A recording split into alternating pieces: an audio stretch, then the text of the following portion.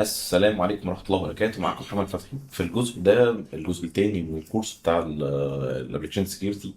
الفيديو الثاني اللي بنتكلم فيه عن اللينكس كوماند لاين. انا اخترت ويب سايت تراي هاك مي في باص كده لطيف جدا، بما ان احنا اصلا بنشرح الكورس ده لا غرض ان احنا نتعلم سكيورتي. فكون ان احنا بنشرح مواقع زي تراي هاك مي ده الصح. وتراي هاك مي مش سبونسر ولا اي حاجه خالص، انا بشرح عشان انا عندي سبسكرايب وعندي اشتراك هنا، فقلت اشرح حاجه خلاص نستفيد منه. اوكي. طيب، خلينا نيجي عند جزء كده. الجزء ده بيتكلم فيه هنا عن ازاي تكتب تكست جوه اللينكس.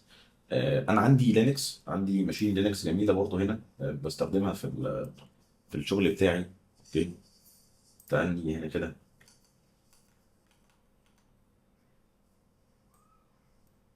اوكي، فكده كده هم مدينا ماشين ندرب عليها، بس خلينا نتكلم في ايه في الموضوع.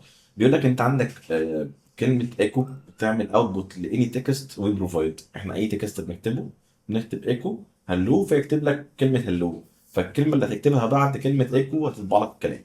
طيب، في عندك كلمه هو ماي، دي بتقول لك اسم اليوزر اللي انت بتستخدمه دلوقتي. يعني فاكر هو ماي، لو انا اليوزر بتاعي اسمه سيك فتحي فيقول لك ان انا سيك فتحي. اليوزر بتاعي اسمه عفريت هيجيب لك ان انا اسمي عفريت. عادي جدا، مفيش اي مشكله. حلو كده. طيب. طيب، بيقول لك هنا انت عندك بيقول لك انت لو عايز تطبع كلمه تراي هاك مي تطبعها ازاي؟ فنكتب تيكو تراي تراي هاك مي. اوكي صبر. اوكي، بيقول لك اسم اليوزر اللي احنا بنستخدمه عشان نلوجن باللينكس on your deployed machine. هو المفروض ان هو مديني ماشين، ده المفروض. يعني تعال نبص كده على الماشين اللي هو مديها لي، ستارت ماشين. فهو المفروض ان هو عايز اسم اليوزر اللي انا بستخدمه، فالطبيعي ان انا اعمل عشان اعمل كده الطبيعي ان انا اكتب جوه الماشين دي هو ماي. اوكي. طيب تعال نعمل كده. هم عندهم حاجه كده اسمها بوم بوكس، زي اللي موجود في اجزا بوكس وفي كل الشركات يعني، او اسمه اتاك بوكس. بيفتح زي ماشين فيرتشوال ماشين كده اونلاين. بس ده في سوليوشن بتاع اباتشي، هو اسمه اباتشي جمالكم او مجالكم، او مش فاكر اسمه ايه بصراحه. بيخليك تقدر تفتح فيرتشوال ماشين على البراوزر من اكسس ديسكتوب يعني. طيب، خلينا نشوف الخطوه اللي بعديها. يعني الماشين بتقوم بعد عذاب. كل ده عشان نفتح نكتب كلمه هو مول. جامد. طيب، هو عندي شويه فاندمنتال هنا جميله كده. هو طبعا نفس اللي احنا اتكلمنا فيها قبل كده، بس ايه يعني بطريقه مختلفه شويه. طيب، تعالى نكتب كده هو ماي، اسم اليوزر اللي مدير اسمه تراي هاك مي يعني. لو كنا توقعناه كنا جبناها. تراي هاك مي.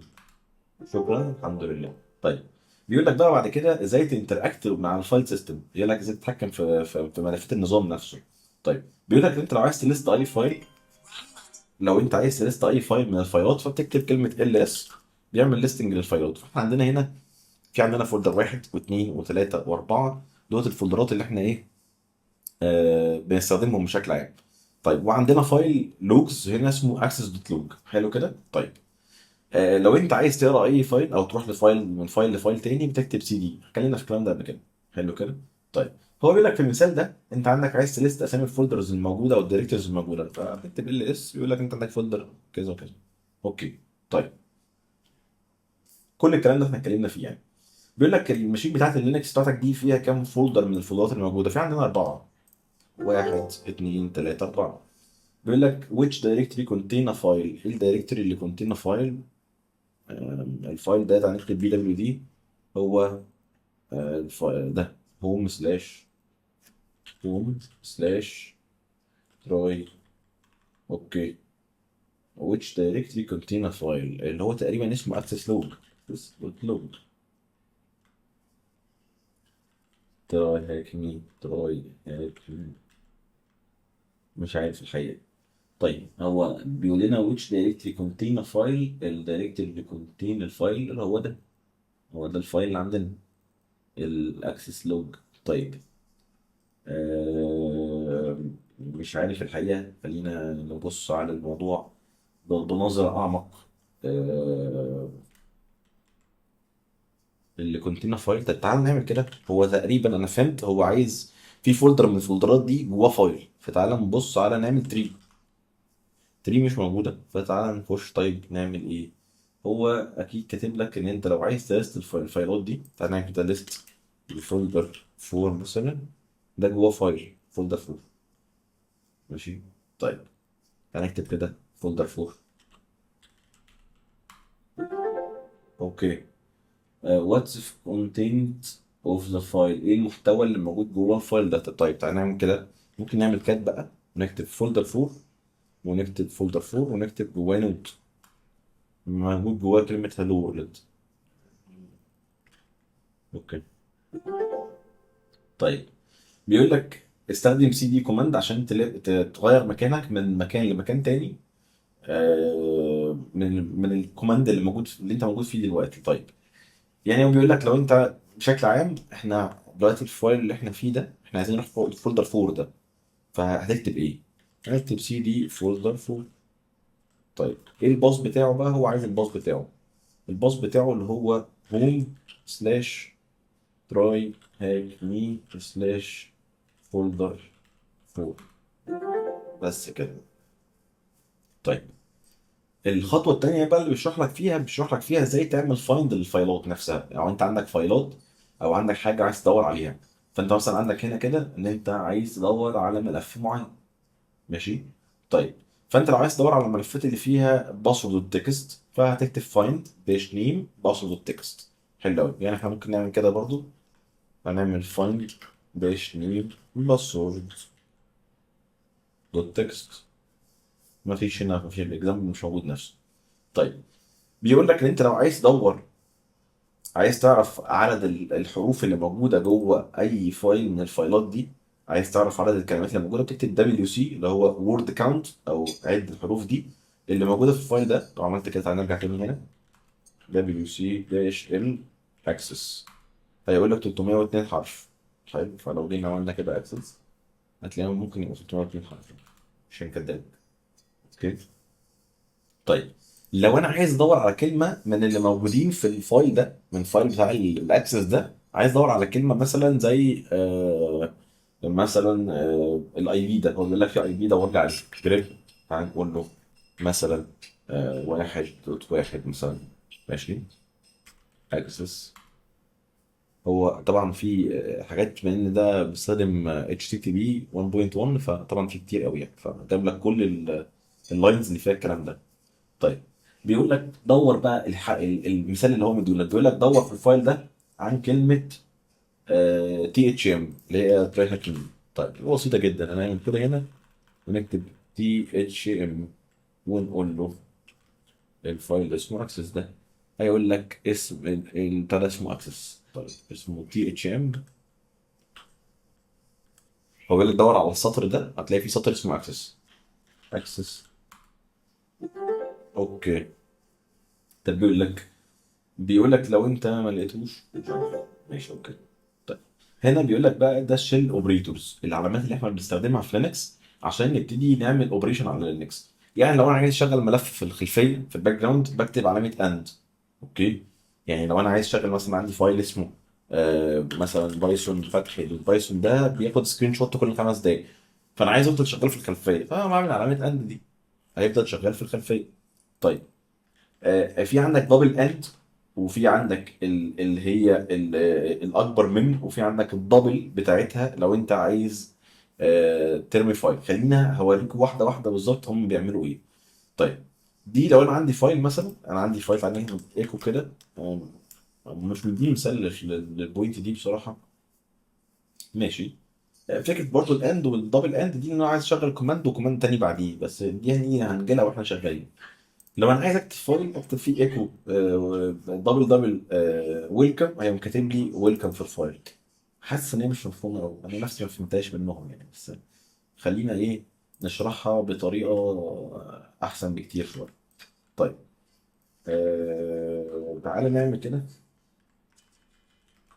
طيب احنا قلنا ان احنا عندنا العلامه بتاعت الاند، اللي هي الاند دي بنقول بيها ان احنا بنشغل بروسيس في الخلفيه. طيب في عندنا الاوبريتور اللي هي اند. حلو كده، ده معناه ان نشغل الامر ده ورا بعض بشرط ان اللي قبليه ينجح. حلو كده. يعني لازم الاولاني، بص هو حتى بيقول لك ان لازم الكوماند الاولاني ينجح عشان التاني يشتغل، فده شرط ان الاولاني ينجح. حلو. يعني لو انا عملت كده لازم الاولاني، لو مثلا قلت له مثلا رن فتحي بايثون وعملت كده وكتبت بايثون 2 دوت تكست، فلو فتحي ده نجح هيشغل بعديه 2 دوت بي واي، لو ما نجحش مش شغال. تمام. حلو قوي.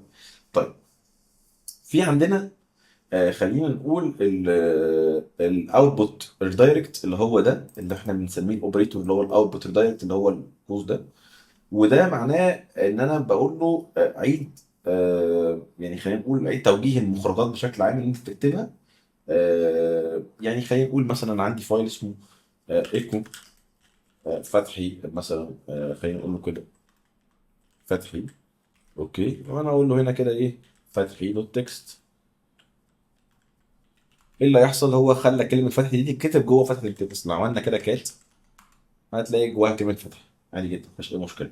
طيب دي بالنسبه للفكره بتاعت الايه الاوبريتور، اللي هو اللي احنا بنتكلم فيه ان انت تحط الكلمه جوه جوه النص بشكل عام.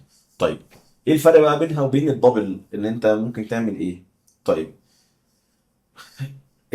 لو هي واحده بيسمح ان انت تحط جوه الملف ويحط الجديد بس. لو هي دبل بيضيف الجديد في اخر الملف من غير ما يمسح القديم. حلو كده. يعني مثلا لو عملنا كده ايكو، حلو كده، ايكو وكتبنا جامد، وكتبنا كده على فتحي ده، جينا نعمل فتحي ده كانت فتحي يا ابن الذين. ففتحي اللي كانت موجوده من الاول موجوده زي ما هي، جامد اللي احنا كتبناها دي اتضافت على الملف اللي موجود، ما مسحناش في القديم، بس كتبنا عليه جديد. فدي حاجه كويسه جدا احنا ممكن نستخدمها. حلو كده. طيب ده بالنسبه للفكره الاولانيه بتاعت الايه، الفاندمنتال، يعني اللي هي الايه اللي بنتكلم فيها. طيب بيقول لك لو انت عايز ترن حاجه في الباك جراوند بنعمل ايه؟ فبنعمل علامه الايه، الاند. شكرا. طيب بيقول لك لو انت عايز تريبليس كونتنت في الفايل، الفايل نيم اللي اسمه باسورد بالكلمه 1 2 3، ايه الكوماند اللي هتستخدمه؟ هقول له يا باشا احنا عايزين نعمل كده، فهنكتب ايكو، هنكتب باسورد.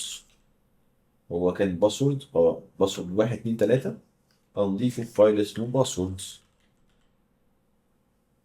كده صح، وهنكتب كده. اتمنى نكون بننقلها صح برضه ليه. جميل. طيب بيقول لك لو انت عايز تضيف كلمه تراي هاك مي وتسيب القديمه هنحط دبل دبل، نفس الفكره، مش هنعمل حاجه جديده، هنعمل نفس الكلام ده بس بدل ما نحط دي نحط واحده كمان جنبيها اهو. باسورد في مسافه. طيب احنا المفروض تحط كلمه هنا، هو بيقول لي ان انا عايز اضيف، هي ده عايز اضيف تراي هاك مي، انا اسف. فهنكتب ايكو، هنقول له تراي هاك مي، وهنعمل المعلومه دي هي كده كده كده، ونعمل باسورد. شكرا. حلينا كده. يعني الاصوات دي مش لطيفه خالص. شكرا. كده بيقول لك احنا ربنا يكرمنا ان شاء الله ونروح ليفل 2. تعال بقى نروح لليفل 2 نشوف بيتكلم في ايه. طيب في ليفل 2 بيتكلم في الاكسنج يور لينكس ويز اس اس اتش بروتوكول. طيب الاس اتش بروتوكول ده اللي هو السكيور شيل بتاع لينكس، اللي انت ممكن تستخدم لينكس ريموتلي. يعني انت لو عندك ماشين لينكس كده وعندك سيرفر في امريكا وعايز تاكسسه، وهو سيرفر ده لينكس وعايز تاكسس التيرمينال بتاعه، بتاكسسه ازاي؟ بتاكسسه عن طريق بروتوكول اسمه سكيور شيل او الاس اس اتش. ده سامبل بروتوكول بيخلي الاجهزه تقدر تكلم بعض بطريقه انكريبتد. حلو كده زي الفل. طيب تعالى نشغل الماشين الجميله دي. ماشي.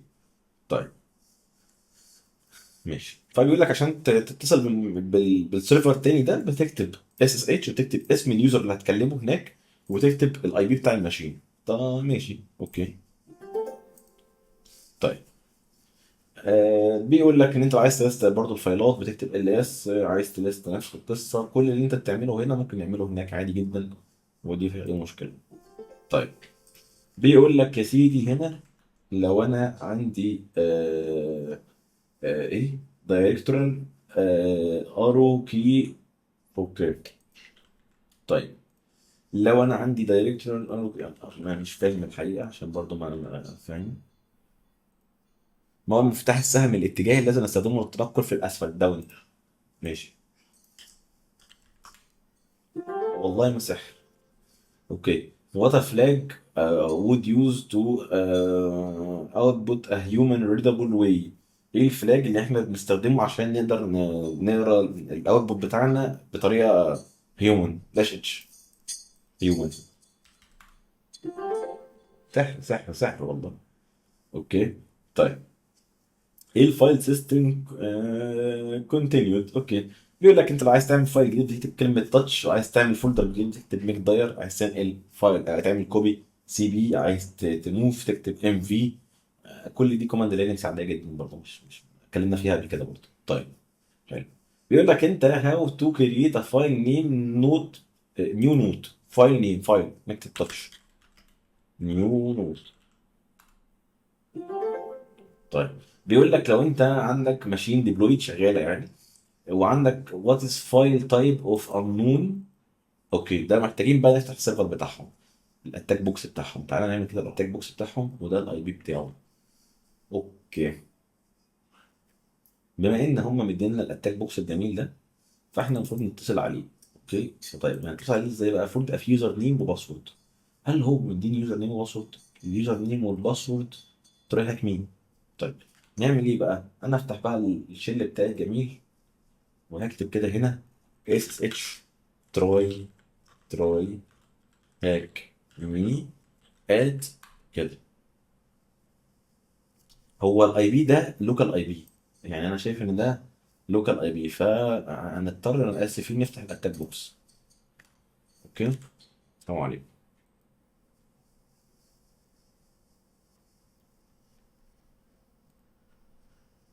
طبعا الماشين بتاعتهم سريعه جدا جدا جدا عشان تبقوا عارفين يعني. بتاخد تقريبا نص ساعه لغايه لما تقوم، فان شاء الله ربنا يكرمنا ونتصل. طيب بيقول لك ان انت عندك في الديبلويد ماشين الماشين اللي عندهم دي في عندك فايل نيم، في فايل تايب اسمه انون واحد، ان في هو عايز يعرف ايه نوع الفايل ده. اوكي.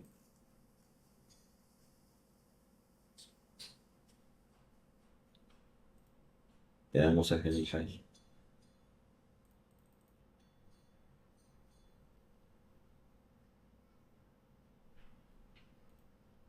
تقريبا مش عايز اوقف الفيديو عشان ما بقاش بفصل نفسي انا شخصيا، بس يعني هما ربنا يكرمهم ويفتح بسرعه.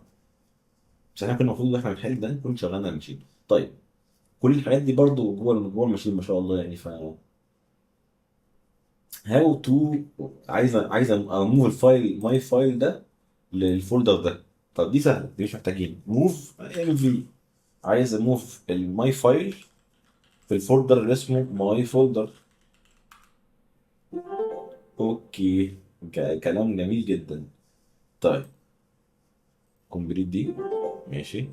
كده احنا عندنا اتنين دول لازم تحللهم جوه الماشين. بيقول لك في فايل الكونتنت بتاعه مكتوب فيه فلاج او مكتوب جوه حاجه، فتعالى نبص عليه. بالمناسبه هو عاملين لاب حلو يعني بالنسبه اللي انا شفته وانا بسيرش عشان قبل ما اشرح. كان ده يعني احسنهم شويه احنا ممكن نفهم منه يعني. الباقي بصراحه كانوا صعبين جدا، او ما كانوش صعبين، كانوا بيتكلموا في حاجات تانية خالص بعيد عن الموضوع يعني. طيب اوكي.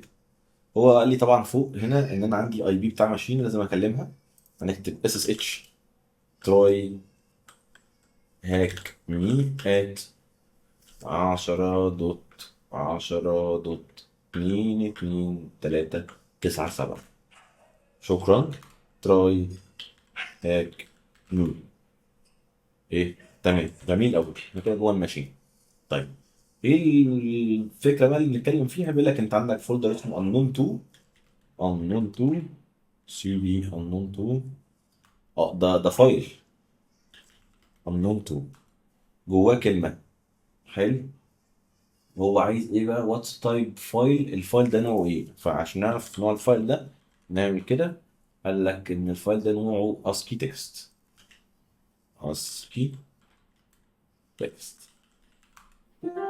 جميل. بيقول لك الفايل ده كونتنت جواه ايه؟ في فايل هنا بيقول لك جواه ايه؟ طيب هو عندنا قصدي وات كونتين فايل. تعالى نتكلم ده. كات ماي فايل. كات كات ماي فايل جواه تي اتش ام هات ذا بوكس فايل سيستم. اوكي. بس كده. الموضوع بسيط. طيب هنا بقى بيتكلم عن البرميشن بتاعت الفايلز. احنا عندنا في اي لينكس اوبريتنج سيستم في عندنا فايل بيرميشن. عندنا الريد والرايت والاكسكيوت. الريد دي صلاحيه القرايه على الفايل، والرايت والاكسكيوت دي صلاحيه يعني الكتابه والقرايه والتنفيذ. طيب لو جيت عند اي حاجه في السيستم نفسه، انت عندك في كوماند بنسميه الاس يو او السوبر يوزر. اوكي. في عندك كوماند اسمه السودو اللي هو سوبر يوزر دو، اللي هو سودو كوماند. حلو كده. لو انا عايز اتشينج من يوزر تاني بكتب اس يو واكتب اسم اليوزر التاني اللي انا عايز اموف بينه وبين اليوزر الحالي. حلو. يعني احنا عندنا يوزر هنا اسمه تراي هاك مي. لو انا عايز ابقى روت بكتب سودو كده وبكتب تراي هاك مي. قال لك ان تراي هاك مي ده مش في السود وورز. اليوزر بتاعي ده ملوش صلاحيه ان هو ينفذ على النظام، انت ده اخرك. اوكي. طيب بيقول لك في الديبلويد ماشين دي انا عايز اعرف مين صاحب الفايل اللي اسمه important ده. طيب عشان نعرف مين صاحب الفايل اللي اسمه important ده، الموضوع بسيط جدا. تعالى نعمل كده هنا. نكتب ls dash la. هتلاقي عندك important اسم صاحب الفايل ده هو يوزر 2. اوكي. بيقول لك ايه الكوماند اللي بتستخدمه عشان تبدل بين اليوزر اللي موجود حاليا ليوزر 2. فبنكتب su يوزر 2. شكرا. بيقول لك في عندك في الفايل بتاع important ده في فلاج important هو اس يوزر 2. شفت الموضوع بسيط ازاي؟ جميل جدا. طيب بيقول لك دي الكوماند بوسز اللي موجوده في لينكس يعني اللي انت ممكن تعرفها. زي في عندك فايل في لينكس دايما معروف اسمه الباسوردز، بيبقى فيه اسامي المستخدمين. يعني لو كتبت كده كات اي تي سي باسوردز بيبقى فيه اسامي المستخدمين. يعني احنا عندنا هنا يوزر اسمه ده اسمه اوبنتو، ده يوزر موجود في السيستم ليه اكونت. وفي عند تقول لي انت عرفت منين؟ هقول لك لو هوم سلاش اوبنتو ده معناه ان ده ليه يوزر موجود بجد. هوم سلاش تراي هاك مي. وفي عندك يوزر 2 هوم سلاش يوزر 2. يعني احنا عندنا ثلاثه يوزرز في السيستم ده. حلو كده. طيب في فايل دايما اسمه الشادو برضه في الاي تي سي، ده اللي فيه باسورداتنا كلها. بس ده مش ريدابل يعني. ممكن يعني بص كده تعالى نعمل كده اي تي سي شادو. هيقول لك بيرميشن دينايد ما تقدرش تقراه عشان انت مالكش صلاحيات. تمام. طيب في عندك برضو فايلات زي الفار اللي بيبقى احنا اتكلمنا فيهم في الدرس اللي فات، فدي حاجات احنا اتكلمنا فيها يعني. طيب فبيقول لك ايه، تعالى ناخد الاكزامبل كده. بيقول لك ايه الدايركتوري اللي بنستخدمه عشان نشوف فيه اللوجز بتاعتنا بتتسجل فين. طيب اللوجز احنا اتكلمنا في المره اللي فاتت في باص اسمه سي في لوجز او فار. هتلاقي في عندك في الفار في لوج، يبقى فار سلاش لوج. طيب بيقول لك ايه الروت الفايل اللي احنا بنستخدمه عشان نعرف هاو رام الكمبيوتر وركس. في كام رام بنستخدمه في الجهاز بتاعنا. طيب تعالى نعمل كده. نخش كده على التمب. طيب ايه الفولدر او الدايركتوري اللي بنستخدمه اللي هو بيبقى فيه زي التمب، اللي فيه زي الرامات؟ هو التمب هو ده اللي بيشتغل زي الرامات بالظبط. طيب ايه الهوم دايركتوري بتاعنا؟ لو كتبنا كده كتبنا بي دبليو دي الهوم دايركتوري بتاعنا في الاشهر. اوكي ايه الهبل ده؟ ماشي. الهوم دايركتوري لليوزر روت. انا اسف معلش انا اسمه روت. اوكي. طيب ده شويه حاجات جميله كده. تعال ناخد الجزء الثالث ونقول الو. والله أنا شايف لغتهم لطيفه برضه يعني. طول ما هو جميل كده. ماشي. تعال نشغل دي. اوكي واحنا المفروض ندفي دي. ترمينيت. تعالى نشغل دي.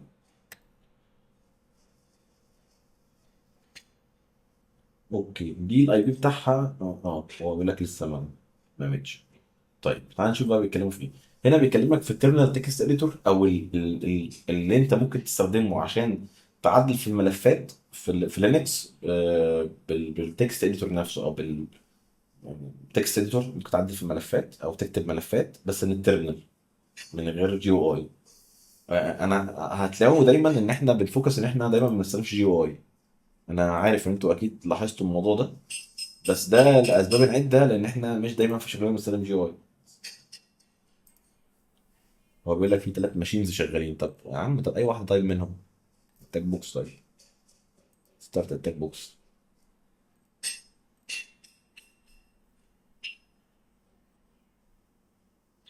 هو كان ايه اللي هيشتغل يعني، بس ماشي. ده بيقول لك بتتحل في 18 دقيقه. اوكي. طيب.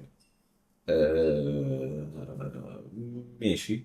طيب هو بيقول لك انت لو عايز تعدل على الفايل، عايز تكتب فايل جديد، بتكتب نانو اسم الفايل ده، اتكلمنا فيه قبل كده.